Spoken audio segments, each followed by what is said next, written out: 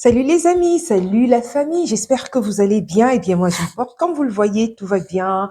Dieu veille, franchement je lui dis merci pour le souffle de vie et de ce que j'ai la santé. S'il n'en était pas de même pour vous, je vous le souhaite. Bienvenue sur cette chaîne, ici vous êtes sur les conseils de Bellamina. Si c'est la première fois que tu arrives ici, vraiment sens-toi à l'aise, sens-toi accueilli. Et je t'invite bien sûr à t'abonner sur la chaîne et clique sur la cloche de notification afin que tu sois notifié à chaque fois qu'il y a une nouvelle vidéo. Ici, nous parlons de toutes les questions familiales, les questions intellectuelles, les questions d'escapade, les questions de musique, voilà, spiritualité. Toutes ces questions nous parlent et c'est pour cela qu'on les aborde ici. Ici, on est vraiment relax, hein. Si tu as un petit thé, un petit café, une petite tisane, sens-toi à l'aise, assieds-toi, prends le temps. L'intellect. Je suis de ceux qui pensent que le diplôme ne suffit pas. Tu es long crayon, certes, mais cela ne suffit pas. Je vais partir de plusieurs cas que j'ai autour de moi pour vous parler de ce sujet-là. Comme vous le savez, je suis dans le monde académique. Donc, cela veut dire que j'ai de la matière sur la question. Je me suis rendu compte, après un constat, une observation personnelle, des différents cas que j'ai vus autour de moi en Occident. Et après avoir côtoyé un certain nombre euh, de personnes qui ont fait des très, très, très longues études et baignant dans ce milieu-là, vraiment, j'ai de quoi argumenter pour soutenir ce que je vais vous parler justement ici, en prenant des cas d'Afrique et en prenant également des cas occidentaux. Je vais donc vous parler des exemples typiques que j'ai vus autour de moi, des personnes qui ont fait de très longues études et qui se rendent compte que, voilà, c'est pas, j'aurais dû faire autrement. Aujourd'hui, on sait que un savoir-faire technique est bien plus valable juste qu'une simple connaissance. Savoir-faire technique, c'est très important. Il y a des jeunes qualifiés hein, qui commencent après le baccalauréat, ne savent pas trop comment s'y prendre lorsque ils veulent chercher un cursus supérieur. Il faut savoir que les personnes qui choisissent un cursus universitaire ou alors des grandes écoles, écoles de commerce, etc., ou alors un cursus universitaire, il faut savoir que les compétences techniques valent mieux que juste une simple connaissance ou alors juste avoir de l'intellect. Ça fait bien, hein, ça fait très bien de dire, oh, moi je suis intellectuelle, je suis académicienne, machin. Enfin, ça vole haut, quoi, dans les idées, ça vole haut dans la pensée, etc. Un bien pensant. Les pensants disent que ça fait très beau, hein, ça fait très beau. Et tout honneur au monde académique. Je ne pourrais pas cracher sur ce monde-là. Franchement, y étant, je connais les rouages. Non, je ne suis pas là pour cracher sur dans la soupe, non, pas du tout, mais simplement pour dire que ça n'est pas tout le monde qui peut se lancer dans de très longues études. Et ce n'est pas dévalorisant de le dire, parce que voilà, les cas concrets nous montrent. Moi, je peux vous dire que un professeur des universités, et ça dépend encore des pays, il ne va pas, en fin de carrière, n'a pas plus de 6 000 € par mois, malgré toutes ses compétences intellectuelles, bien pensant, intello, enfin,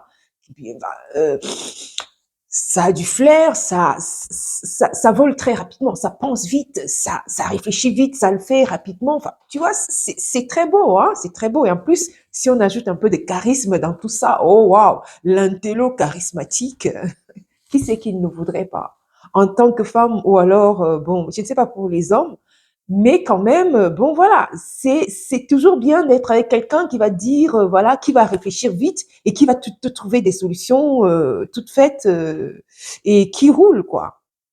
Mais au niveau du salaire, ça n'est pas toujours, ça ne suit pas. Ça ne suit pas. C'est-à-dire que tu auras eu un bac plus 12, après ton doctorat, bac plus 8, donc tu as 5 ans d'études master, donc tu as ton master, et ensuite tu te lances dans des études supérieures, donc des études doctorales, des études doctorales, donc tu as 5 ans de master, et ensuite tu te tapes encore 3 ans d'études. Bon, bien sûr, Les études doctorales sont des études qu'on fait plus en laboratoire. C'est-à-dire que tu as une partie à l'université et une partie en labo. Peu importe, hein, que tu sois, ou alors si tu fais médecine, quand tu fais des études doctorales, tu fais une partie, bon, tu auras toujours des cours, des études à l'université, mais également tu es quand même interne en pratique à l'hôpital. Et ça dure des années, c'est même plus de 3 ans. Je crois qu'en Europe, ça dépend encore des pays, c'est quand même autour de 7 ans encore qu'il faut ajouter. Donc, pour juste être médecin, si on prend le cas de médecin, en Europe, si je prends le cas spécifique de la France, il faut avoir fait, je crois, 6 ans de plus après ton master pour être médecin. Donc, ça te fait un bac plus 11. C'est énorme. Bon, maintenant, médecin, ça gagne quand même. On est d'accord. Mais voilà, avocat, pareil, il faut être un bon avocat. Quand tu te lances dans les études supérieures, il faut être un bon avocat pour être reconnu, pour émerger, car ce n'est pas toujours évident. Non. Globalement, ce que je veux vous dire ici, c'est que pour se lancer dans des études supérieures, il faut vraiment avoir de la matière et de la patience. Et c'est soit donc médecin, avocat, expert comptable, expert en management, expert en ceci, voilà. Tu as de la matière, tu as de quoi apporter ton conseil dans ton domaine d'expertise. Et en le disant, c'est pas tout le monde tout le monde ne réussit pas forcément, tous les longs crayons ne réussissent pas forcément. C'est pas parce que tu auras fait des très longues études que tu vas forcément réussir dans la vie. Ça te donne une certaine carrure, un certain intello, enfin, comme je viens de le dire, mais quand même, ça ne te garantit pas une vie meilleure. Ça ne te garantit pas une vie meilleure. C'est bien plus important d'avoir de la technicité. C'est ça qui est valorisé aujourd'hui. Avoir un métier comme, si je compare par exemple avec les mécaniciens. Un mécanicien, franchement, ça gagne bien. Ça gagne très bien. Il n'a certainement pas fait toutes ses études. Il n'a certainement pas, voilà, il n'est pas costard, machin, tous les jours. Mais, mais sa connaissance, sa technicité est absolument importante. Tout le monde aujourd'hui a une voiture. Le mécanicien, si je prends le cas d'un technicien, on va dire un plombier, les plombiers, oh oui, ça gagne aussi très bien. C'est rare les plombiers aujourd'hui, mais ça gagne énormément. Enfin, je veux dire, tu te fais les études, une technicité en plomberie, tu es bien. Et ça gagne plus qu'un professeur des universités. Il a la main dans le cambouis. Et parfois, ça gagne plus de 6 000 à 7 000 € par mois, ou dollars. Bon, je vais parler ici de l'Europe, que je connais davantage, mieux que l'Amérique. Mais je pense que, par exemple, au Canada ou alors dans d'autres pays comme l'Amérique, c'est un peu le même système, hein. C'est des métiers qui se font tellement rares aujourd'hui que ça gagne, ça gagne, ça gagne. Donc, comparativement aux pays africains où on exalte, le diplôme est exalté. Mais sachez que le diplôme, je veux dire, il y a certains pays africains où on exalte tellement le diplôme que tu te dis, mais attends, le diplôme, et alors quoi? On a besoin de manger, point. Tu as ton diplôme ne va pas te faire manger. Il y en a même qui sont prêts à acheter les diplômes pour se le faire valoir. Et pour faire des métiers de la santé, les métiers d'avocat, ils sont prêts à payer. Les métiers de santé publique, c'est gravissime. Vous savez que la santé des populations de certains pays en Afrique est en danger. Parce que si tu as un médecin qui a payé son diplôme ou alors payé sa capacité à soutenir un tribunal, à être avocat, mais attendez, quand même, c'est quand même dangereux. C'est quand même dangereux. Encore pire, médecin, parce que tu as quand même la santé de l'autre en main. Donc, quand on donne des diplômes même des personnes qui le font, même les maîtres de conférences et toutes ces personnes-là qui sont dans des universités et qui font de telles choses, qui prennent de l'argent à la place, c'est gravissime. D'où ces diplômes-là. C'est vrai que si on regarde les choses en ce sens, on se dit, mais ça se comprend également qu'il y a certains diplômes qui viennent d'Afrique qui ne sont pas reconnus ailleurs. Parce que tant que la corruption va demeurer, tant qu'on reste dans cet esprit-là où on monnaie des choses aussi importantes, c'est grave. Bon, revenons sur les choses pratiques. Le diplôme ne suffit pas.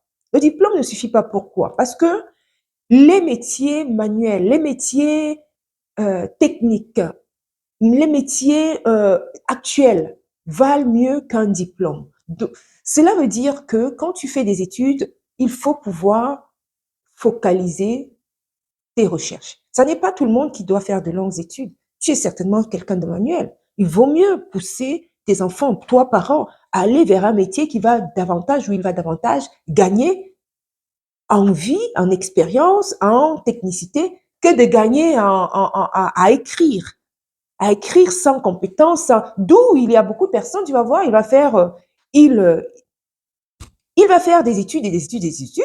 Il arrive, par exemple, à master avec un doctorat en histoire. Bon, doctorat en histoire. Ok, ok, ok. Bon, bon, bon, doctorat en histoire. Et c'est pourquoi faire? Pardon, je n'ai rien contre les historiens. Ne venez pas m'assaillir ici. Mais quand même, quand on reste dans des choses pratiques, on se dit doctorat en histoire. Voyons voir. Ça donne quoi? Ça rime à quoi? Doctorat en anthropologie, ça rime à quoi? Qu'est-ce qu'on peut s'aboutir à quoi? Peut-être dans les musées, dans des, bon. Oh là, je prends des cas extrêmes, hein. C'est vraiment pour vous montrer qu'il est important de bien choisir avant de faire des études. Et quand tu vois peut-être que tu es en licence L1, tu te dis, voilà, j'ai fait un mauvais choix. Vaut mieux retourner en arrière. Et ici en Europe, ici en Occident, franchement, beaucoup, après avoir fait un L1, un L2, même un L3, retourne en technicité dans une filière technique qui lui donne des compétences, qui le valorise et qui lui permet de faire quelque chose de bien plus technique. Il y en a qui se rattrapent comme ça et que je ne peux dire que bravo. Bravo, parce que quand tu te rends compte que ce n'est pas du tout ce que tu as envie de faire, que c'est pas du tout, voilà, les amphis 1000, les amphis 2000, amphis 3000, avec 3000 personnes en un amphi, bon, là, tu es quand même abandonné à toi-même. Hein. Donc, ça veut dire qu'il faut que tu sois vaillant, quoi, capable de prendre des notes rapidement, comprendre immédiatement. Voilà. C'est vrai également qu'il y a des cours pratiques, les TP, les TD, etc. Mais quand même, voilà, il faut avoir une certaine... mais ça ne te diminue pas en retournant en arrière. Ça ne te diminue pas en te disant, voilà, ce n'est pas du tout, je ne me sens pas bien ici, je retourne dans quelque chose de bien plus pratique. Tu seras davantage mieux dans ta vie en choisissant quelque chose qui te ressemble. On sait également aujourd'hui que beaucoup de gens font des métiers juste parce qu'ils ont besoin de manger. Parce que moi, j'explique ça sur le fait que beaucoup de gens ont fait des études juste parce que voilà, il faut faire des études. Ils n'ont pas ciblé leur recherche, ils n'ont pas interrogé leur fort intérieur. Qu'est-ce que j'aime? J'aime faire quoi? Je veux me lancer dans quoi? Je veux pas juste faire les études parce que mon frère est docteur, et bien moi aussi je veux faire docteur. Mon frère est expert comptable, et bien moi aussi je vais me lancer là-dedans. Ou alors un ami est un télo, et comme on valorise beaucoup plus la pensée, surtout dans le monde francophone, le diplôme, c'est quelque chose c'est un dada. C'est-à-dire que ça fait bien de dire que je suis docteur en géographie, j'ai un doctorat en entreprise, entrepreneuriat, mais c'est pourquoi faire en pratique. C'est pour ça que certaines personnes, ils arrivent dans certains entretiens. Tu auras beau avoir ton doctorat, eh bien, voilà, on va te dire, mais écoute, nous, on préfère quelqu'un qui est bien plus terre à terre que toi qui est perché dans tes pensées. Juste pour dire qu'il est important de cibler ses recherches, cibler ce qu'on aime faire. Beaucoup de gens font des métiers aujourd'hui qu'ils n'ont pas voulu faire, juste pour le gagne-pain. La majorité des personnes, hein, on parle ici de la majorité des personnes qui font quelque chose, qui travaillent dans un domaine juste parce qu'ils ont besoin de manger, mais pas parce qu'ils aiment ce qu'ils font. C'est grave quand même. Donc, c'est pour ça que c'est important de cibler ses recherches, s'interroger, qu'est-ce que j'aime faire? Et de valoriser ici des métiers techniques. Ça n'est pas honteux de dire que, voilà, j'ai un mari plombier. Non. Pourtant, c'est quand même une honte aujourd'hui hein, de se dire, pourtant, ces gens-là gagnent bien plus que quelqu'un qui a sa veste et son costard et ses chaussures, ses godasses pour aller travailler, sa cravate. Je peux vous l'attester, je peux vous le confirmer. Un mécanicien gagne plus un professeur des universités mensuellement. Un plombier gagne plus qu'un chercheur. Et ouais, ça voilà la vérité. Un ouvrier qualifié gagne plus qu'un postdoctorant ou un maître de conférence. Malgré ses diplômes, malgré... Oh, oui, ça fait beau d'être un télo, etc. Ça fait très chic, très machin. Ça ne nourrit pas sa maison. Ça nourrit pas sa maison, je vous le confirme. Alors qu'un plombier, un mécanicien, un électricien, un quoi d'autre, un maçon, ça nourrit sa maison, hein. Ça nourrit son homme, hein. C'est un métier qui nourrit son homme. Alors que les métiers intellectuels, ça ne paye pas tant que ça. Tu n'es que, en fait, le fait de dire, voilà, je suis chercheur, je suis docteur en ci, en ça, voilà, ça fait machin, mais ça ne nourrit pas son âme, voilà la vérité. Donc, il vaut mieux se lancer sur des choses techniques. Et puis, les personnes qui, par exemple, les Africains, si je personnes qui viennent d'Afrique, sachez qu'on valorisera davantage quelqu'un qui a une technicité que quelqu'un qui a fait de longues études en Afrique. Ça, déjà, même les équivalences, il faut encore les chercher. C'est pas évident de te reconnaître un master en ceci ou en cela, en histoire en Europe ou en Occident. Ça, c'est pas toujours évident, quoi. C'est pas toujours évident au niveau des équivalences. Donc, en fait, oui, il vaut mieux des métiers techniques. On valorisera davantage quelqu'un qui a une technicité pratique, parce que c'est ce qu'on recherche en Europe aujourd'hui. C'est ce qu'on recherche en Occident, en Amérique, j'imagine. Même au Canada, on valorise plutôt des métiers concrets, des métiers avec une technicité concrète et non juste des connaissances. Il faut ajouter également à cela des soft skills. Mais bon, un plombier qui n'a pas de soft skills, bon, on va dire, on s'en fout un peu. On est d'accord. Parce que lui, il sait, il peut même pratiquement s'en foutre des soft skills parce que lui, quand il faudra toucher à ton système de plomberie, ça sera nickel, quoi. Donc, les soft skills, lui va de maison à maison pour gérer. J'ai constaté une chose, je ne sais pas si c'est le cas, votre cas également. Le monde francophone va davantage mettre en avant les diplômes. Alors que le monde anglophone, l'écosystème anglophone va davantage mettre la pratique. Tu sais faire quoi? C'est ça qui nous intéresse. Et ils vont davantage mettre le diplôme en second lieu. En second lieu, ils vont demander, qu'est-ce que tu sais faire?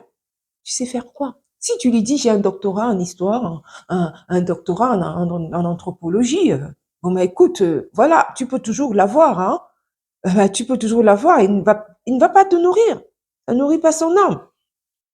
Alors que si tu dis, voilà, tu as une technicité, je suis électricien, je suis peintre et je suis plâtrier, je suis plaquiste, enfin, là, tout de suite, tu intéresses. Tout de suite, on voit que tu as de la matière. Tu es quelqu'un avec qui ils peuvent travailler. C'est quelqu'un d'intéressant qui sait ce qu'il peut faire. Bon, après, si on choisit des métiers académiques, voilà, des choses, enfin des métiers comme médecin, avocat, expert comptable, expert en management, etc. Non, c'est pas interdit, mais il faut savoir que voilà, c'est de très longues études. Et oui, là, oui, ça nourrit son homme. Médecin, ça nourrit son homme. Avocat, oui, il faut avoir de bons clients. Expert comptable, oui, ça nourrit son homme. Voilà. Mais il faut savoir que tu vas faire de très longues études et que ça n'est pas forcément fait pour tout le monde. Et ne va pas te lancer dedans parce que j'ai vu mon oncle, ma tante, ou alors parce que mon père, ma mère me poussent à ça. Il faut aussi que les parents puissent comprendre le besoin de l'enfant, pousser l'enfant là où il peut aller, là où ce que l'enfant aime faire, dans des choses pratiques, pas forcément dans des choses intellectuelles qui ne sont pas, toi, parent, ce que tu veux, c'est pas forcément ce que ton enfant veut. Tu peux le guider, tu peux le conseiller, surtout à cet âge-là où ce qui est marrant, c'est que j'ai un ami qui a son fils en médecine. Et il nous dit que, écoute, on a invité cet ami à la maison dernièrement, mais l'enfant nous dit que on a quand même environ 75 personnes qui ont déjà, qui se sont déjà taillées, quoi, hein, sur 1000 personnes, hein, 2000. Juste le premier mois, 75 élèves se sont déjà taillés, quoi. Je préfère encore ça que d'essayer de forcer quelque chose que tu vois que voilà, c'est pas ton truc. C'est pas ton truc. Va ailleurs, va chercher quelque chose de bien plus pratique où tu vas être bien, toi, dans ton corps, dans ta tête, dans ce que tu es. Moi, personnellement, que l'expérience que j'ai eue en Afrique, c'est vraiment, j'ai vu que les métiers techniques gagnaient plus. Ils se font de l'argent. Les gars se font de l'argent, quoi.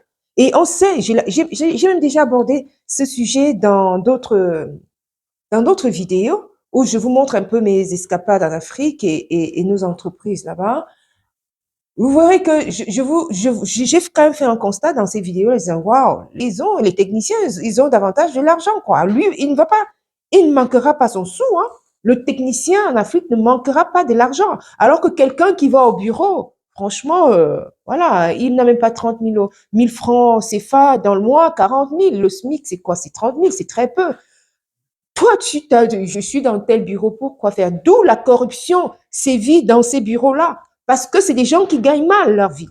Et ils monnaient leurs services dans des services publics. Vous comprenez à quel niveau c'est?